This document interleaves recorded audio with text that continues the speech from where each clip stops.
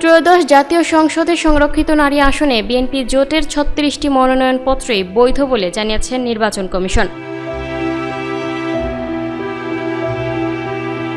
বৃহস্পতিবার ২৩ এপ্রিল সকালে রাজধানীর আগারগাঁওয়ে নির্বাচন কমিশনে শুরু হয় মনোনয়নপত্র যাচাই বাছাই। পরে বিএনপি জোটের ৩৬ প্রার্থীর মনোনয়নপত্র বৈধ ঘোষণা করা হয়। এ সময় স্বতন্ত্র জোট মনোনীত সুলতানা জেসমিনের মনোনয়নপত্র প্রাথমিকভাবে গ্রহণ করে কমিশন। তবে স্বতন্ত্রভাবে মনোনয়নপত্র দাখিল করা ৩ জন মাহবুবা রহমান, শারমিন আক্তার এবং মেহেরুন্নেসার মনোনয়নপত্র বাতিল করে নির্বাচন কমিশন।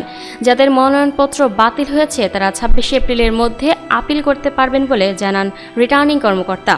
এদিকে বুধবার এনসিপি নেত্রী মনিরা শারমিনকে প্রয়োজনীয় নথি প্রদানের জন্য আজ বৃহস্পতিবার বেলা ১২টা পর্যন্ত সময় দেওয়া হয়েছে। গত সোমবার ২০ এপ্রিল বিএনপির সিনিয়র যুগ্ম মহাসচিব রুহুল কবির রিজভী ৩৬ জন প্রার্থীর নাম ঘোষণা করেন।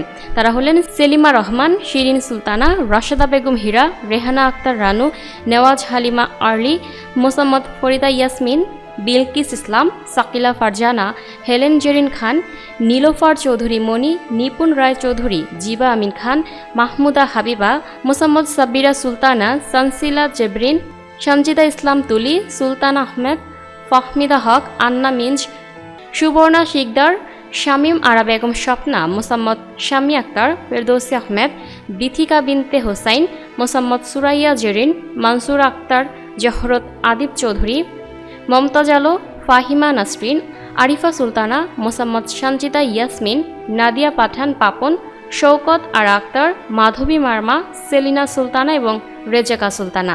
ঘোষিত তফসিল অনুযায়ী মনোনয়নপত্র দাখিলের শেষ তারিখ ছিল ২১ এপ্রিল এবং ২২ ও ২৩ এপ্রিল মনোনয়ন যাচাই বাছাই। ২৬ এপ্রিল বাতিল হওয়া মনোনয়নের বিষয়ে আপিল করা শুরু হয়ে এর নিষ্পত্তি হবে ২৭ ও ২৮ এপ্রিল। ২৯ এপ্রিল মনোনয়ন প্রত্যাহার এবং ৩০ এপ্রিল প্রতীক বরাদ্দ দেওয়া হবে। আগামী ১২ই মে ত্রয়োদশ জাতীয় সংসদের সংরক্ষিত আসনের নির্বাচন অনুষ্ঠিত হবে। Lucky Akter, up to date news, Dhaka.